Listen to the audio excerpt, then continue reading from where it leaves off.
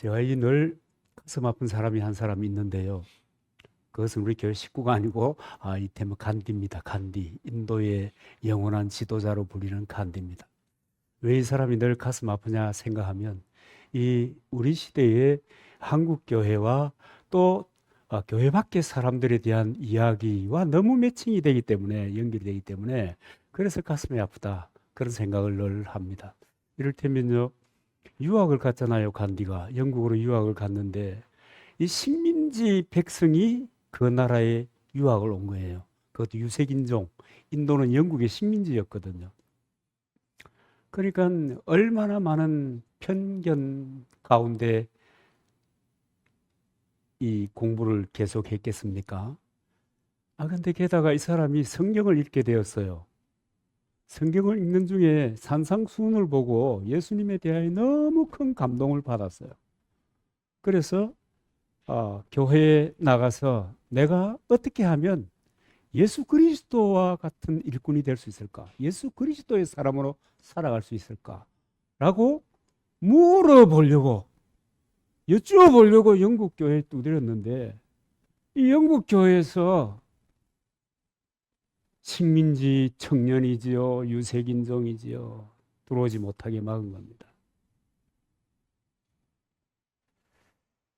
근데 그분이 이제 교회에서 쫓겨나오면서 이제 한 이야기가 우리가 다 기억하고 있는 건데요. 그리스도는 알고 좋은데 교회는 때때때 우리 아이들 이름으로 교회는 아니다. 나는 그리스도는 너무 존경하지만 그리스도인들은 경멸한다 그러면서 교회를 떠났습니다. 여러분 힌두교 교인이 엄마가 굉장히 독실한 힌두교 교인이었거든요. 힌두교 교인이 크리스찬이 되어서 정말 인도에 큰 영향력을 발휘할 수 있는 이런 사람을 영국 교회는 놓쳐버린 겁니다. 아니 놓쳐버린 것이 아니고 버린 거예요.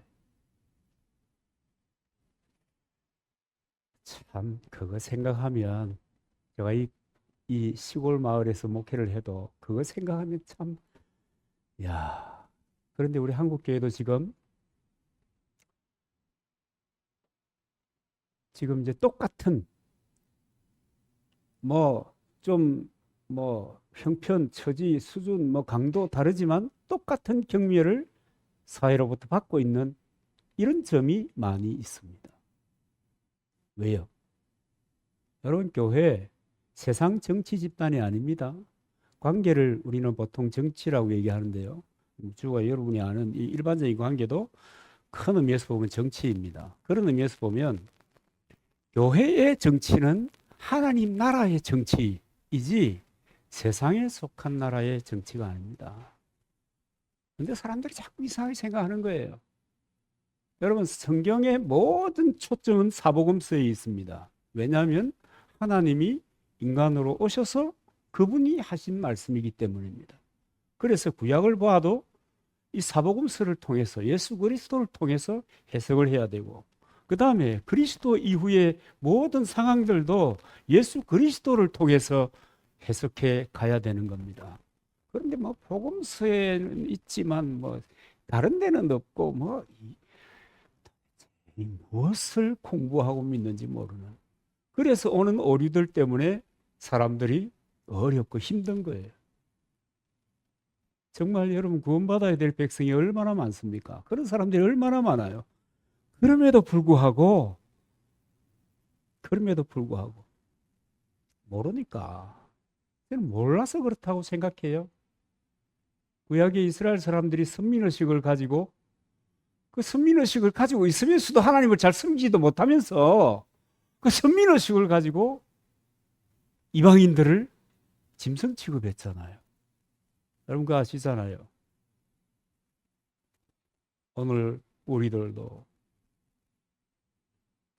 이 이상한 선민의식을 가지고 여러분 그러면 안 되거든요. 그리스도의 성품을 가지고 하나님께서는 모든 사람이 구원받기를 원하신다. 그런 마음을 품고 사람을 대하여야 하는데 진리 안에서 물론 그죠. 그래야 하는데 참 그러지 못하고 있다. 이것이 여러분 참 고민거리입니다. 그래서 오늘 이 본문을 통해서 우리가 예수를 바로 알고 바로 믿자. 그래서 바로 알고 바로 믿어야 여러분이 예배당에 출입하는 이 시간이 아깝지 않은 거예요. 예수 그리스도의 십자가 그 죽음이 아깝지 아니한 거예요. 바로 알고 바로 믿자. 특별히 좀 이런 말씀을 드리고 싶은 것은 저도 모르겠다. 이제 앞으로 얼마나 살지. 왜냐하면 이 상황이 자꾸만 발생하니까 내가 얼마나 버틸지 모르겠는데 내가 이 생애의 마지막이라고 하면 내가 어떤 설교를 할까 그런 고민을 쭉 해왔습니다. 간 스트라이크 이후에 계속 그런 고민을 해오다가 이 말씀을 한번 드려야 되겠다. 우리는 얼마나 예수 그리스도에 대해서 왜곡된 생각을 가지고 있는가. 또 우리는 얼마나 신앙생활을 한다고 하면서 불신자와 같은 삶을 살아가고 있는가. 이것은 여러분 도무지 진보가 없는, 변화가 없는, 내 인생도 변화가 없어요. 내 가족도 변화가 없어요. 내가 함께한 사회도 하나님이 기대하고 그리스도까지 바치면서 우리들을 구원하셔서 주신 이 소망과 대하여는 아무 관계도 없이 살아가고 있는 것을 보게 되면 내가 지금 많이 살았거든요. 이제 선침보다는 너무 많이 언제 가도 아깝지 않다. 저는 늘 그런 생각을 해요. 그런 시점에서 이런 말씀을 좀 전해야 되겠다. 여러분 좀 새겨 들으세요. 그리고 여러분 이 말씀이 정말 여러분들의 인생을 변화시키는, 정말 예수 그리스도에 대한 편견이 제거되고 인생이 변화되는 그런 오늘 이 시간이 되었으면 좋겠습니다. 제 맘대로거든요. 그래가지고는 안 돼요. 너무 제 맘대로. 니는 저도 그럴 때가 있어요. 그럴 때마다 칠칠하잖아요.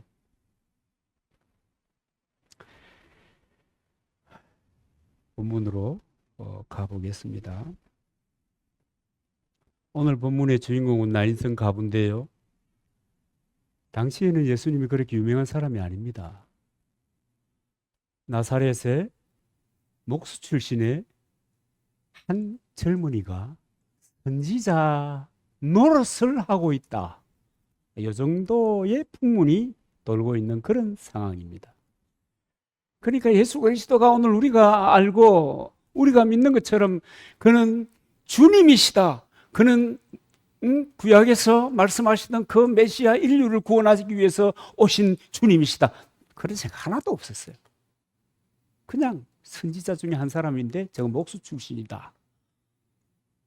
그 정도에서 오늘 이 본문이 풀어지는 겁니다.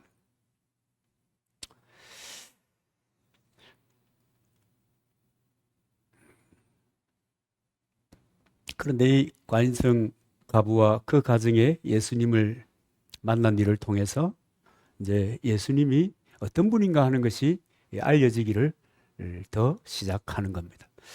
저는 이 본문을 읽으면서 그런 생각을 했어요. 세상은 복음이 무엇인지 모릅니다. 만약에 알면 저처럼 됩니다. 우리들처럼 됩니다. 이렇게 말하고 싶어요. 우리들처럼 됩니다. 그리스도인들처럼 됩니다. 자, 인생을 들여서라도 주님께 헌신하는 것을 아깝지 않게 생각한다. 그런 사람이 된다는 거예요. 그런데 지금 우리 한국교회는 기독교 전례 140년 어간을 지나고 있으면서 엄청난 성장과 변질을 계속해가고 있습니다. 성장과 변질을 계속하고 있어요.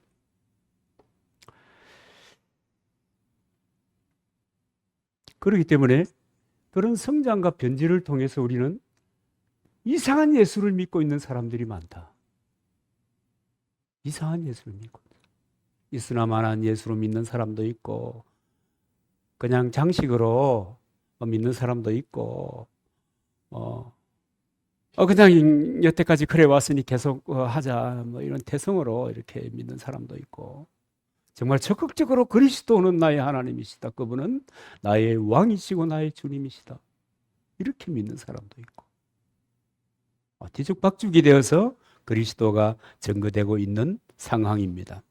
그래서 이 나인성의 그 가정을 통해서 예수님이 진짜 어떤 분이신지, 또 예수님을 모신다는 것은 어떤 태도를 가지고 주님을 맞이하고 섬기는 것인지, 신앙생활을 하는 것인지 라고 하는 것을 짧은 시간이지만 살펴보도록 하겠습니다.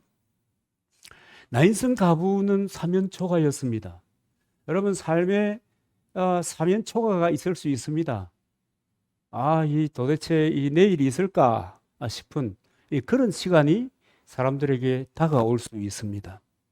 그런데 이 사면초가에 누가 찾아오는가 하면 여러분, 반드시 예수 그리스도가 찾아오신다는 것을 여러분 기억해야 합니다. 그리스도가 찾아오신다. 정말 이 나인성의 여인은 참 젊은 사람입니다. 여러분, 한 40대쯤 됐을 겁니다. 그럼 젊은 사람이죠. 그죠? 한참 때입니다. 그런데 남편 일찍 여의고 아들을 혼자 키워낸, 정말 그런 사람들, 그런 분들 스트레스 굉장합니다. 남이 이 보통 정상적인 가정에서 가지고 있는 스트레스와는 비교할 수 없는 스트레스를 가지고 있습니다. 그렇게 자녀를 키워 놓았더니 그냥 청년이 되어서 죽은 거예요. 여러분, 일반적으로 그리스도를 모르는 사람이 가정을 이루었는데 남편이 일찍 죽어버렸다. 저는 그런 분을 한 분 아는데 절망하고요, 우울증에 빠지고요, 자살 충동을 느끼는 그런 상황이었습니다. 이분도 아마 그랬을 것 같은 마음이 들어요. 남편 일찍 보냈어요. 게다가 아들까지 죽어버렸으니까 기대가 없는 거예요. 기대가.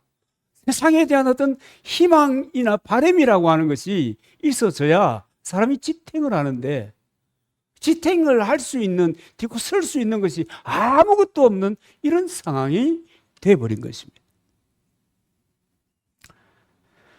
너무 많은 사람들이 찾아와서 위로했겠죠. 그랬지 않겠습니까?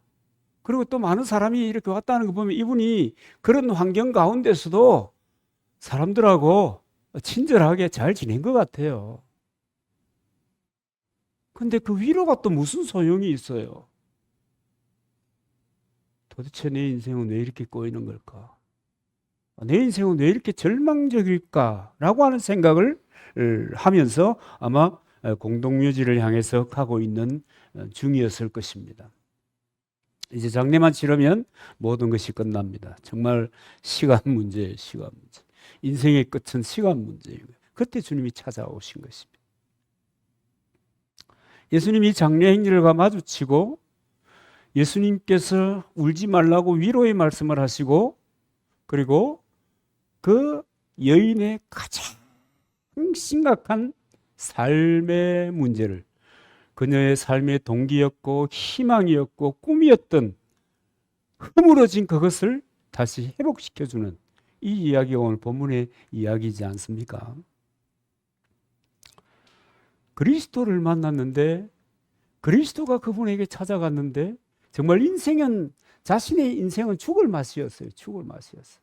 안 그렇겠습니까? 죽지 못해 사는 거지 그냥. 그랬는데 그리스도를 경험하고 난 다음에 그의 인생에는 살판이 난 거예요. 생각을 해보세요. 이제 내 인생도 끝이다. 좀 이렇게 이 본문을 유추해서 생각해 보면, 이제 아들 장례 치르고 나면 나도 이만하면 됐다, 뭐 이렇게 생각했을지도 몰라요. 저는 그 비슷한 경우를 보았기 때문에 그렇게 유추하는 거예요. 이 상황을 11절 12절에서 이렇게 소개하는데, 그 후에 예수께서 나인이란 성으로 가실새 제자와 허다한 무리가 동행하더니 성문에 가까이 오실새 사람들이 한 죽은 자를 메고 나오니 이는 그 어미의 독자요 어미는 가부라. 그 성에 많은 사람도 함께 나오거늘 그랬습니다. 이 여인에게 예수님이 찾아가셨습니다. 이게 여러분 중요한 겁니다. 내가 예수님을 찾아간 것이 아니라 주님이 나를 찾아오셨다. 여러분 이게 복음입니다. 복음하면 우리는 뭐 늘 십자가 그건 핵심이고 복음의 핵심이고요. 이게 복음이에요. 주님이 찾아오신 거예요. 주님이 찾아오심으로 말미암아 반전과 역전과 새로움에 대한 기회가 내게 다가오는 것입니다. 여러분 성경이 이렇게 얘기합니다. 우리 많은 사람들은 교회에 나오면 아이고 내가 불쌍히 여기서 온다 그런 생각 가지고 우리는 그런 사람이 거의 없습니다. 왜냐하면 많은 사람들 좀 사람들이 많이 모이면 그런 일이 생깁니다. 또 열심히 오라 이렇게 전도하잖아요. 그렇게 와서 앉아 있다가 예수님 사람이 있습니다. 아이고 네가 그렇게 애를 쓰는데 내가 자리에 한번 앉아줘야지 뭐 이렇게 예의상 이러다가 예수님 사람도 있습니다. 저도 압니다. 그런 경험이 있으니까. 그런데 여러분 주님이 나를 먼저 찾아와 주시고 택해 주신 것이에요. 요한복음 15장 16절에 보면 너희가 나를 택한 것이 아니요 내가 너희를 택하여 세웠나니. 너희가 나를 택한 것이 아니에요. 도무지 연관성이라는 것은 찾아볼 수 없다고 생각해서 내가 찾아왔다 이렇게 생각할 수 있지만 내가 찾아온 거 아니에요. 주님이 내 인생의 발걸음을 이끌고 계시는 것이에요. 그러면서 계속합니다. 이는 너희로 가서 열매를 맺게 하시고 또 너희 열매가 항상 있게 하여 내 이름으로 아버지께 무엇이든지 무엇을 구하든지 다 받게 하려 함이라 그랬습니다. 주님은 그렇게 말씀하셨어요. 이 약속이에요. 약속. 언약이거든요. 근데 사람들은 이 주님의 말씀을 자기의 경험, 자기의 판단을 가지고 평가절하하는 거예요. 그래가지고 삶의 문제를 초래하는 거예요. 저 마찬가지예요. 왜 코피를 일주일 동안 이상 흘리고 있어요? 아니 이 나이에 모세는 120살까지 눈이 시퍼렇고 튼튼해가지고 너보산에 올라가가지고 내려다보면서 장례를 꿈꾸고 있을 때 띠 뗐다고 막 이러는 바람에 이제 그죠? 천국으로 가지 않습니까? 여러분 인생에 있는 문제들을 가만히 들여다보면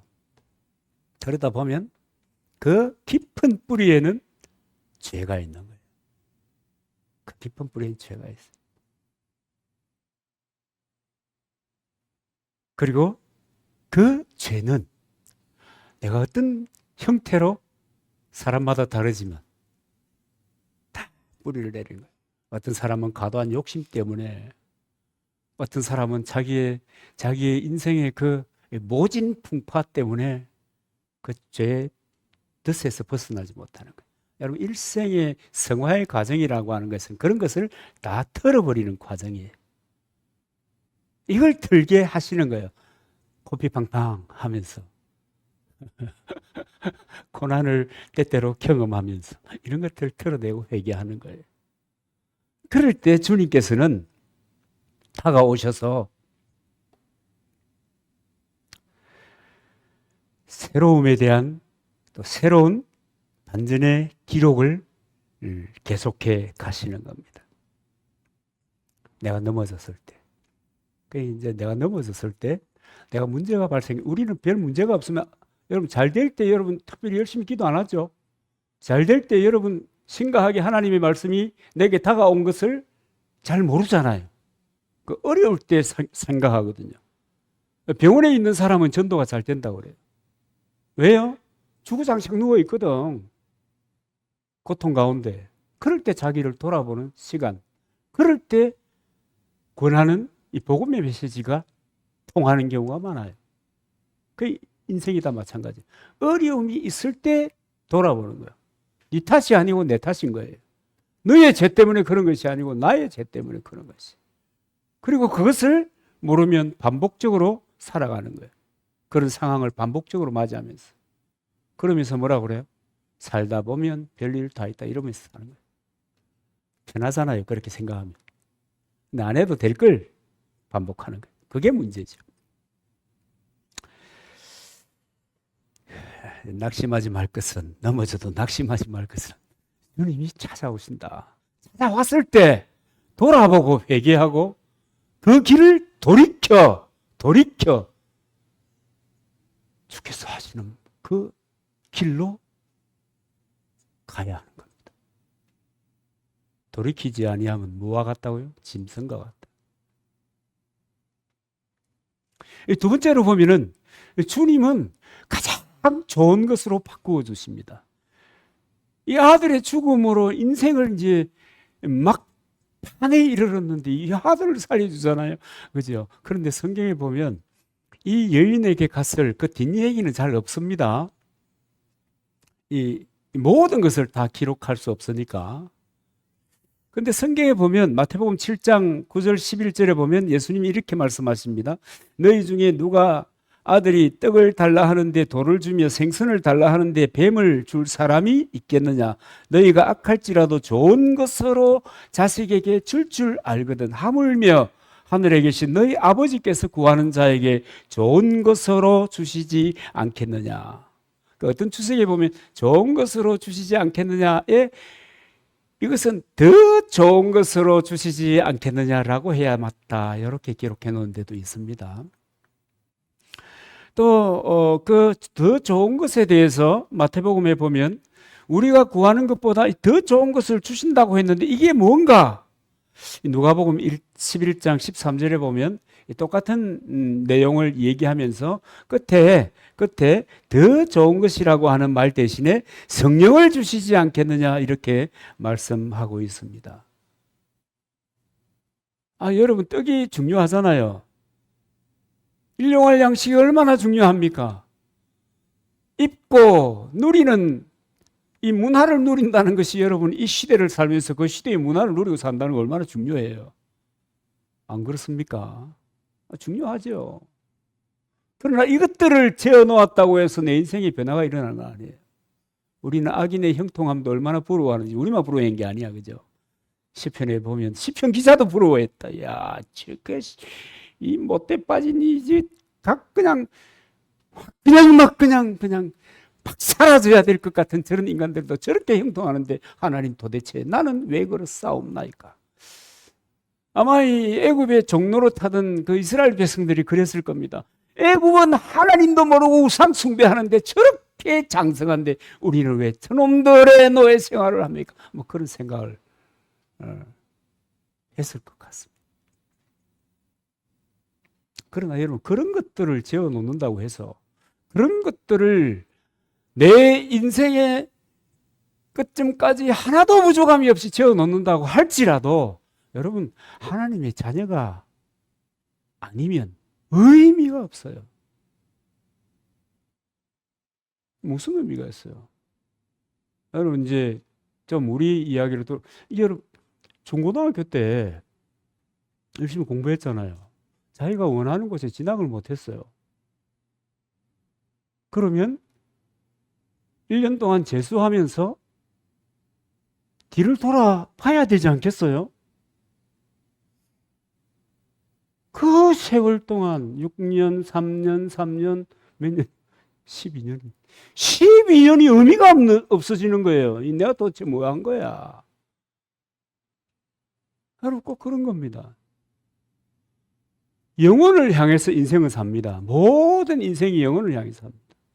영혼을 향해서 사는 중에 지금 저 같은 경우는 여기 이제 저 여러분 여기에 서 있는 거예요. 그 영혼을 향해서 가다가 이제 죽음이라고 하는 이 관문을 통해서 또 영혼의 삶을 또 살아가는 거예요. 과정이거든요. 우리는 영혼의 삶을 살아가는 과정에 지금 여기까지 와 있습니다. 여러분의 인생길 여기까지.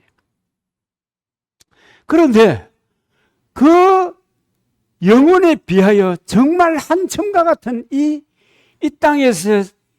땅에서 살아가는 이 삶이 전부 전부인 것처럼 알고 살았다면 하나님의 자녀가 안 됐다면 그 말입니다. 성령 받지 못했다면 그 말입니다. 그 무슨 의미가 있어요? 그 다음 순간에 지옥의 나라로 떨어질 텐데. 그래서 여러분, 모든 것보다도 가장 좋은 것이 성령 받는 것이다. 그리고 성령이 임하심으로 사람에게 지혜가 있다. 삶의 지혜가 그로 인하여 주어지는 것이다. 여러분, 왜 덜 지혜롭게 사는 줄 아세요? 내 마음에 주님이 오셨잖아요. 오셨는데 그분을 왕자로 모시지 못하는 거예요. 그분을 주여 하나님이라고 씹어리기는 씹어리 고백은 하는데, 말은 하는데 그분은 내 마음의 왕이 아닌 거예요. 내 생각대로 살아요. 아니, 자기 생각대로 살아가지고 요거밖에 아닌데 뭘 자기 생각대로 살아요. 납득하기가 어려워요. 하나님이 지혜를 주신다. 하나님이 내 인생의 왕자해 주시면 하나님이 개입하심으로 내 인생의 변화가 적극적으로 시작될 텐데 그걸 자기가 막는 거라. 내가 믿는다고 하면서 그걸 자기가 막아. 자기가 왜 막아? 자기 수준 뻔한데. 여러분, 저나 여러분이나 수준 뻔합니다. 안 뻔하다 손 들어보세요. 양심이 있지 뻔하지 뭘 그래야. 뻔하지. 그런데도 그분의 개입을 거절하는 겁니다. 참 안타까운 일입니다.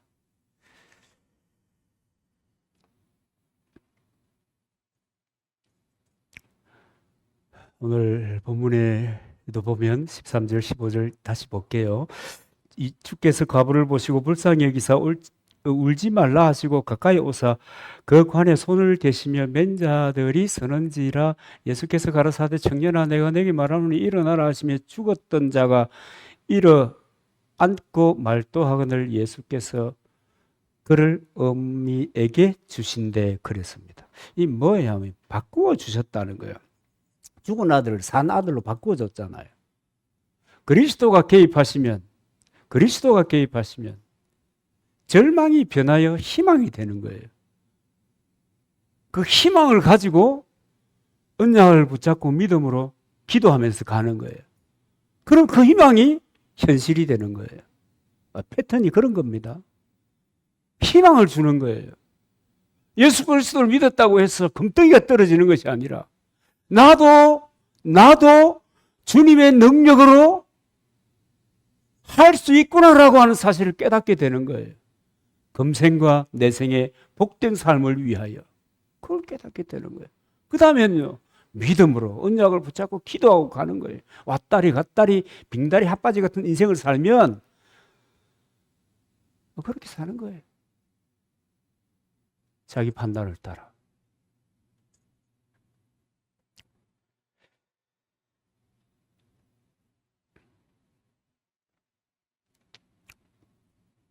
예수님께서 울지 말라 이렇게 말하는 것은 동네 사람들이 격려하고 위로하는 것하고는 차원이 달라요. 여러분, 동네 사람들이 위로가 무슨 위로가 되겠어요? 인생을 그렇게 살았고 인생을 그렇게 살았다는 게 개차반을 살았다 이런 얘기 아닙니다. 자기는 최선을 다해서 정말 사랑하는 남자를 만나서 결혼을 했는데 이따 빨빨 죽어버렸다고. 하여튼 남자들 정신 차려야 돼. 해결해야 돼. 그리고 여러분 기도하세요. 히스기야만 봐주고 나는 안 봐줄 겁니까? 그래야 돼요. 남편을 일찍 이 여인의 삶이 이게 뭡니까? 그리고 또 아들 하나 키우고 이것도 그런 상황을 주님이 개입하셔서 바꿔주는 거예요. 절망이 변해서 희망이 되는 거예요. 여러분 그게 얼마나 중요한지 아십니까? 계기라고 하는 것은 우리 인생을 살다가 터닝 포인트가 있잖아요. 내 인생이 변화되는 계기. 저는 그 진주에서 진주지사가 없었어야 제가 할 텐데 이렇게 생각할 때가 있었어요. 진주지사에서 그 목사님이 괜히 말해요. 너는 10년이 쫄딱 망한다는 바람에 이게 뭡니까? 이러면서 한동안 생각했다니까요. 은혜를 모르고. 이 터닝 포인트가 있는 거예요. 이게 내인데 합리적으로 들리든 불합리하게 들리든지 간에 이 터닝 포인트가 있는 거예요, 사람들마다. 그걸 붙잡아야 되는 거예요. 예수 믿는 사람은 가장 중요한 인생의 터닝 포인트를 잡은 사람이에요. 정말 예수를 믿는 사람. 그리고 예수님이 울지 말라 하는 것은 다른 사람들과 같은 그런 위로가 아니에요. 내가 책임진다 그 말이에요. 여러분, 하나님의 말씀, 여러분 그냥 하는 얘기 아니에요. 제 얘기 아니에요. 제 얘기라는 말의 의미는 설교가 이런 얘기 아니고 제가 인생으로서 하는 얘기는 의미가 없다는 말이에요. 아무래도 의미 없잖아요. 책임질 수 없잖아요. 여러분, 제가 기도하면서도 그런 생각을 참 많이 했어요. 정년권사 죽을 둥 살 둥 해가지고 기도할 때도 그랬고, 옛날에 정년. 하나님이 한 기도해주면 나 사주면 좋겠는데, 지금도 내가 너무 부조리하고 무능력하다는 것을 절절히 깨닫는 거예요. 아니, 코피도 한 번 나다가 어쩌다가 나다가 거쳐야 될 텐데, 이 왜 살도록 나고 말이야. 살도록 나고 또 나고 또 나고 또 나고 헷갈릴 정도로 이래 헐렁헐렁하게 헷갈릴 정도로 나고 이러면 안 되잖아요. 그럼 뭐 기도 안 했겠어요? 그 지금 하나님께서 묘하게 예배 시간만 되면 거치게 해줘. 예배 시간만 되면 왜 그래? 하필이면 전부 다 좀 풀로 좀 새롭게 해주시던가 안 하고. 지난주도 32분까지 코피가 났어. 그 예배 시간 어쩔 거예요? 그렇게 기도했다니까요. 나중에 하나님 예배 시간 어쩔 거예요? 갑작스럽게 우리 교인 중에 설교시켜가지고 이 예배 시간을 채울 수 있는 사람이 아무래도 생각이 안 나는데 하나님 어쩌면 32분이 끝에 끝이는 거예요. 왜 그러시는가? 내 죄 때문에 그래요.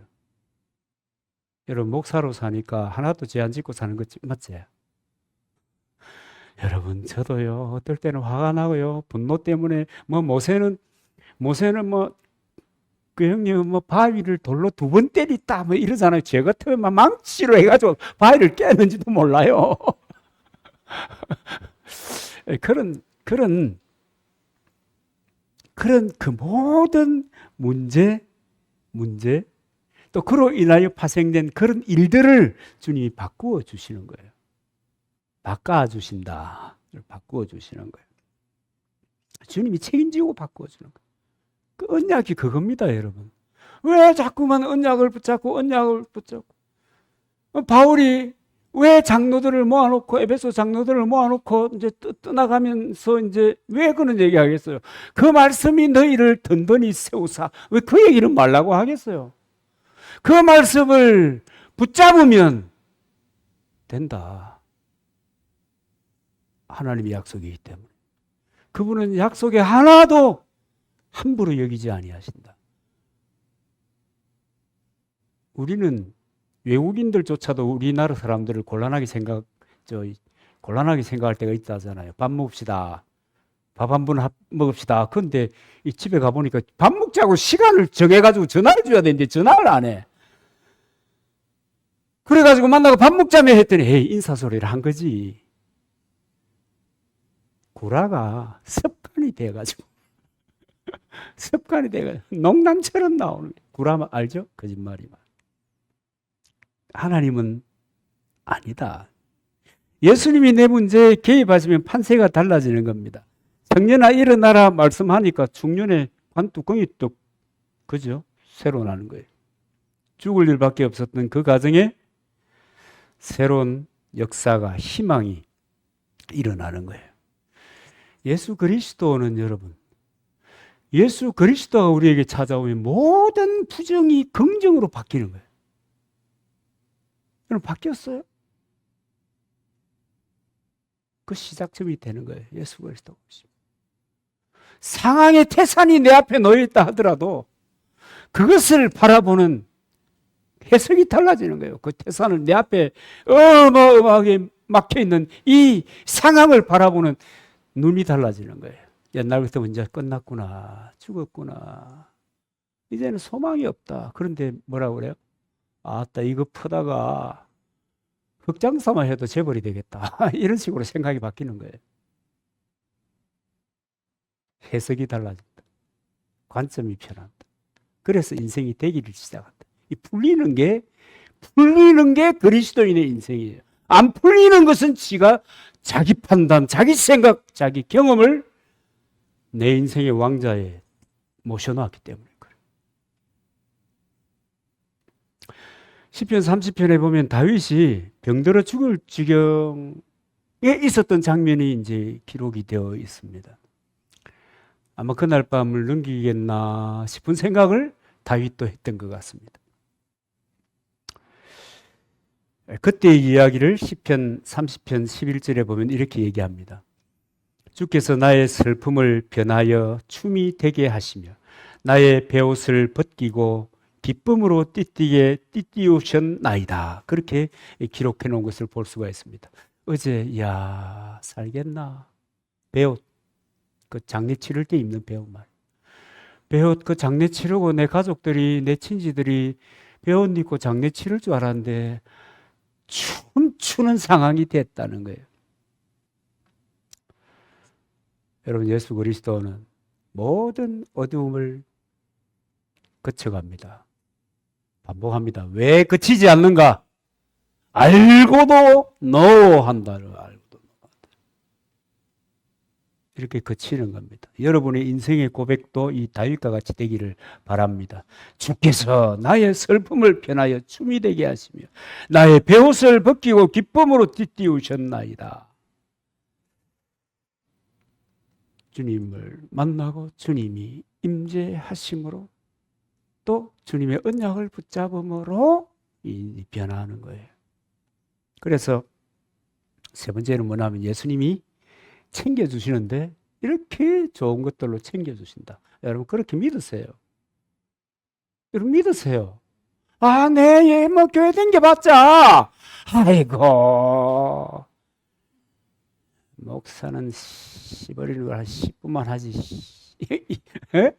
그러면 안 된단 말이에요.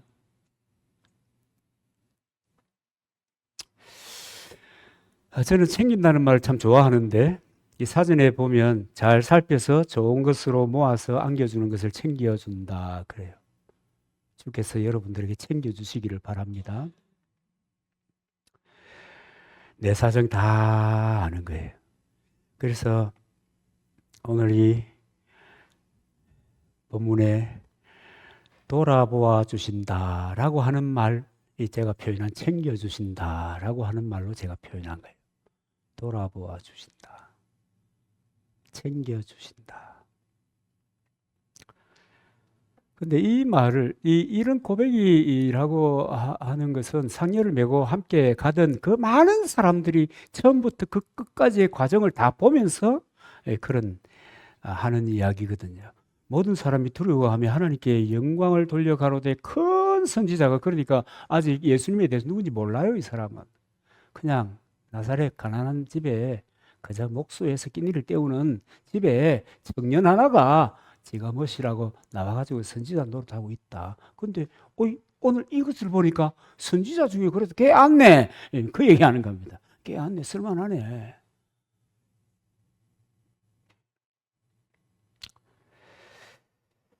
여러분, 불행을 당했을 때 하나님은 자기 백성을 나 몰라라 하고 내버려 두지 않습니다. 내버려 두지 않는 것을 두 가지로 얘기해 보면, 하나는 사랑하는 자에게 징계하시느니라 매고요. 하나는 축복입니다. 축복은 좀 빌축자, 그러니까 복입니다.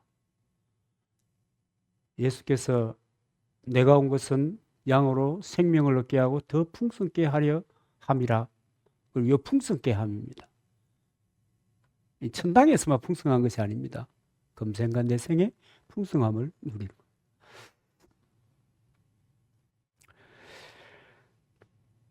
그래서 여러분, 내 삶의 어려움을 당했을 때 소용없네, 그렇게 말하는 것은 그리스도의 주되심을 믿지 않는 것입니다. 소용없네, 역시 남 사는 대로, 다른 사람 사는 대로 살아야 되겠다, 그게 여러분 불신앙이고요. 그건 하나님을 아는 수준에 머물러 사는 겁니다. 그 믿는 자의 태도는 아니에요. 오늘 본문에 나인성 가부를 예수님이 직접 가셔서 챙겨주시는 겁니다. 이런 분이십니다. 늘 우리는 마음에 언제 챙겨주시나가 아니고 언제든지 챙겨주신다 하고 마음을 열고 그분을 향하여 마음을 열고 하루하루를 살아가야 될 것입니다. 그 다음 네 번째로 생각할 것은요, 주님의 개입을 환영하면 내가 변하고 환경이 변합니다. 나도 변하지만 환경도 변해요. 그분의 개입을 환영하면. 그런데 이 여인이 만약에 이 여인이, 여러분, 위로하는 것은 다 위로를 받을 수 있잖아요. 그런데 여러분, 이제 하나 남은 그 놈만 바라보고 살았는데 이 놈을 마지막 묻으러 가는데 장례 행렬을 멈추게 한다? 불경이거든요. 불경 알죠? 불경. 그때 이 여자가 왜 나를 이렇게 괴롭게 합니까? 위로의 말을 하더만 왜 장례 행렬에 방해를 합니까? 됐어요. 이제 끝났는데 무슨 짓을 하는 거예요? 그렇게 예수님의 간섭을, 개입을 거절했더라면 모든 사람이 살아가는 삶의 굴레의 순간을 이 여인은 계속 돌아갔을 겁니다. 왜 내 인생에 개입합니까? 여러분, 때때로 제 설교를 들으면 속이 상하죠? 그럴 때가 있죠? 하고 나면 되게 미안할 때가 있다니까, 저도. 사람으로서. 굳이 그런 설교를 해야 됐었나 싶은 때도 저도 있어요. 근데 저는 그 일을 위해서 부름받은 사람입니다. 그거 아니면 존재의 가치가 없다. 저는 여러분들이 다 함께 주님의 사람으로 살다가 천국 가는 것이 저의 할 일이다. 저의 공동체에 들어오지 않은 사람이야 어쩔 수 없는 문제고, 제 영역 밖의 일이니까. 그런데 만약에 그렇게 그 개입을 거절하면 여태까지도 되는 것이 없는 인생인데 이제는 인생을 종쳐야 되는 그런 순간이 올지도 모른다는 거예요. 개입을 받아들여 주지 않으면.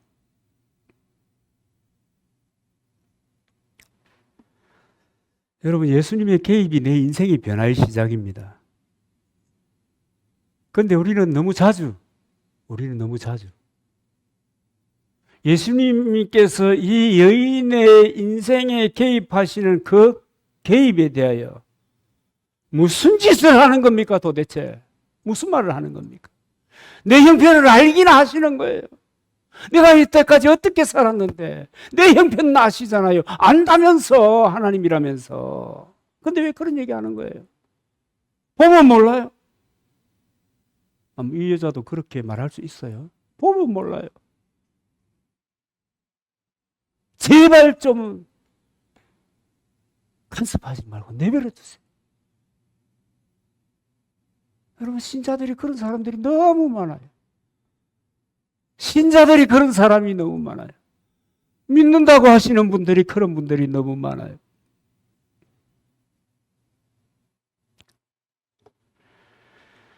여러분, 우리가 예수님을 믿는다고, 안다고 고백을 합니다. 그리고 예배당 팀원이 되어서 출입을 합니다. 신앙생활을 하는 거죠. 그런데 예수님께서 여러분들의 인생에 개입하는 것을 이 여인처럼 수용하지 않으면 모든 사람이 가는 그 길을 가는 겁니다. 그럴 수도 있지, 그러면서. 내가 이렇게 사는 것은 당연한 것이야, 그러면서. 내가 가난한 집에서 태어났어. 내가 그렇게 많이 배우지도 못했어. 가만 보니까 우리 엄마 아버지가 머리도 좀 띠한 모양이야. 그러니까 내가 이렇게 사는 거지. 에이, 이 수준에서 그냥 살다 갈래요. 개입하지 마세요. 여러분, 이래버리면 그렇게 사는 거예요. 여러분, 예수님이 어떻게 개입하시는지 아십니까? 우리 시대에. 지금 예수님께서 지금 짜잔 하고 나타나가지고, 야, 은서야, 조금 있으면 시험이지. 걱정하지 마라. 머리에 손 딱 올려주면서 이때까지 네가 배운 모든 것들이 영화처럼 쫙 네가 필요할 때 드러나게 될 거야. 뭐 옛날에 그런 분이 안 계셨습니까? 그렇게 될 거야. Don't worry. 이렇게 개입 안 하신다니까요. 그렇게 개입 안 한다. 그렇게 개입 안 한다니까. 목사를 통해서 말씀하는 거예요. 여러분이 성경 읽을 때 성경을 통해서 말씀하는 거예요. 여러분이 기도할 때 기도를 통해서 감동을 주시는 거예요. 그렇게 말씀하시는 거예요. 그 여러분들이 또 환경을 통해서도 말씀하는데 이거 알아듣는 사람은 거의 드물어요. 그렇게 말씀하신다는 거예요. 그런데 개입하지 마세요. 이러면 안 되는 거예요. 예수님의 개입은 말씀을 통해서 하는 것입니다. 여러분 기억하십시오. 아는 것하고 믿는 것은 다릅니다. 성경에 보니까 이런 말씀이 있습니다. 마가복음 3장 11절 더러운 귀신들도 어느 때든지 예수를 보면 그 앞에 엎드려 부르짖어 가로되 당신은 하나님의 아들이니이다. 이 무슨 의미인지 알죠? 귀신도 알아요. 예수 그리스도가 하나님의 아들인 것을. 그리고 또 안 믿는 사람 가운데 공부하는 사람들은 예수가 메시아인 줄 알아요. 그 여러분 절에 스님들이 간혹 보면 예수 믿고 나오는 사람 아니 있습니까? 전도한 사람 없어요. 그 우연히 성경을 받게 됐는데 그 성경을 열심히 읽다가 예수는 그리스도시다. 하나님 깨닫고 개종하는 사람들도 들어 있어요. 그 뭐 간증하러 다닌다고 막 그래서 같은 사람 아니 있습니까? 여러분 예수님을 믿는다는 것은요. 그분의 말씀에 순종하는 것입니다. 이것이 변화의 시작이고요. 이것이 나의 인생의 역전의 시작입니다. 안 믿어서 그렇지. 안 믿으니까 안 순종하는 거죠. 그래서 붙여놨잖아요. 이제 저거 지워야 되는데. 영적 전쟁이 다른 게 아니라고요. 밤에 잠자리가 시끄럽네, 귀신 안 물러가, 이런 수준의 것이 아니라고요. 순종과 불순종의 전쟁이니까. 저 왜 아직도 안 되고 있나요? 여러분 하나님을 믿는다는 것은 다시 얘기할게요. 내 인생의 변화의 시작입니다. 내 인생의 역전의 순간이 되는 것입니다. 여러분 복된 인생을 위해서 권합니다. 이 여인처럼 주님의 개입에 무방비로 받아들이시길 바랍니다. 생각해봤자 의미가 없어요. 주님 말씀하시는데 내 생각 많아봤자 의미가 없어요. 아무 의미가 없어요. 그침돌만 돼. 제가 개인적으로 하는 말은 여러분 걸러서 들어야 됩니다. 그건 걸러서 들어요. 그런데 하나님이, 주님이 말씀하실 때 그러면 안 돼요. 오늘 좀 시간이 가는데 홍 집사는 안 올 줄 알았다니까. 올 줄 알았으면 성경 읽기도 안 바뀌었을 텐데. 그래서 여러분, 내 판단을 내려놓고, 평생의 판단이 그랬던 것들을 이제 놓아버리고 믿음으로 주님과의 깊은 사귐을 살아가야 될 줄로 믿습니다. 이 가난한 여인을 세상 사람들 다 몰라줘도 주님은 알아주신 것입니다. 찾아와 주신 것입니다. 챙겨주신 것입니다. 더 좋은 것으로 안겨주신 것입니다. 여러분의 가정도 예수님께서 챙겨주심이 있기를 바랍니다. 진심으로 부탁드립니다. 믿음으로 사십시오. 안 믿으면 안 돼요. 믿는다고 앉아있는데 안 믿으면 어떡해요. 믿음으로 살면서 정말 여러분들의 인생이, 여러분들의 가정이, 여러분들의 그 모든 삶의 모든 것이 변화되고 새롭게 되는 역전의 순간이 되시기를 주님의 이름으로 축복합니다.